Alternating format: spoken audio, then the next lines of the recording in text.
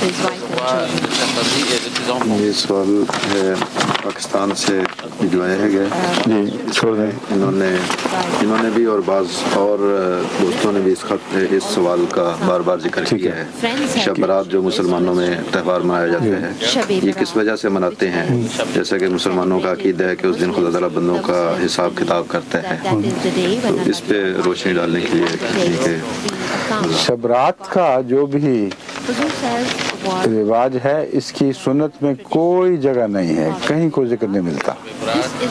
صحابہ کرام نے نہ شب رات منائی، نہ آپ کی بات کی نسلوں نے، نہ آپ کی بات کی نسلوں نے.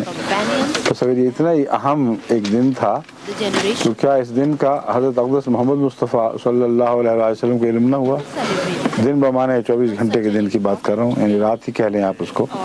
اتنی اہم رات کا آپ نے تو کوئی ایسا ذکر نہیں فرمایا کہ اس کو اس طرح مناؤ. مختلف علماء نے اس پر روشنی ڈالی ہے اور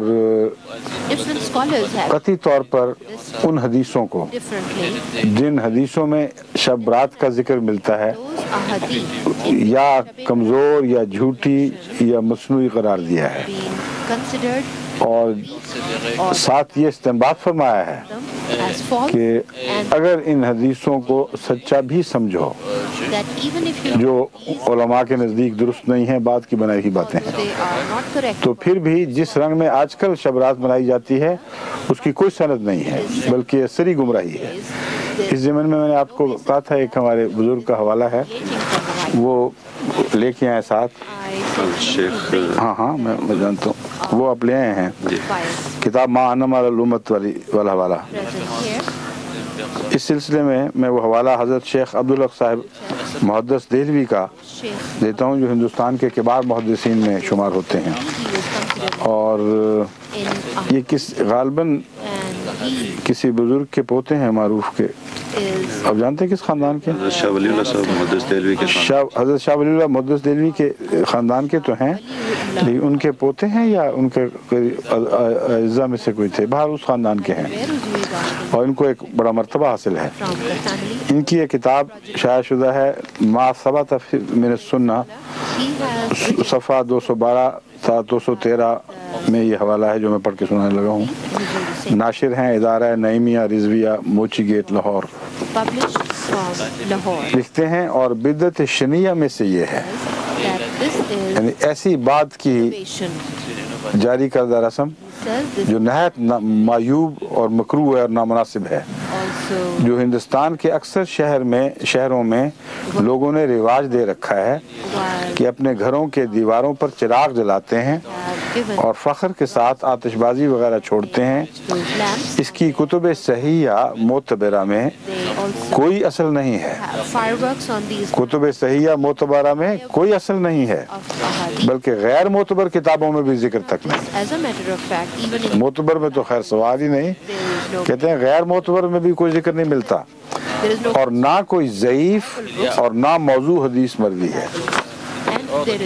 جس جو طرز اظہار ہے خوشی کا، اس کے متعلق فرماتے ہیں کہ موضوع یعنی جو گھڑی ہوئی حدیث ہے، اہل علم کے نزدیک ثابت ہے کہ کسی نے بنائی ہے.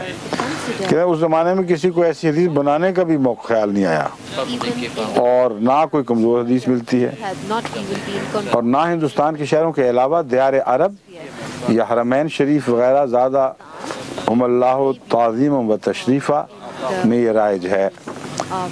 کہتے ہیں ہندوستان ہی میں یہ بیماری ہے، دوسرے ملکوں میں پائی نہیں جاتی، اور نہ عرب کے علاوہ دیگر اجمی شہروں میں اس کا رواج ہے بجوز ہندوستان کے شہروں کے، بلکہ ممکن ہے اور یہ گمان غالب ہے کہ اہل ہنود کی رسومات میں سے ہو، یعنی یہ رسم اہل ہنود کی رسومات میں سے ہو، جیسا کہ وہ دیوالی وغیرہ مناتے ہیں. بس شب برات جو چاہیں آپ اس کو کہیں، یہ ایک بات کی بنی ہوئی رسم و رواج کی بات ہے. اس کا سنت محمد مصطفیٰ صلی اللہ علیہ وسلم اور سنت صحابہ سے کوئی تعلق نہیں ہے، اور نہ اسے اس قسم کی بدعتوں میں سے کہا جا سکتا ہے جو نیک بدعتیں ہوں.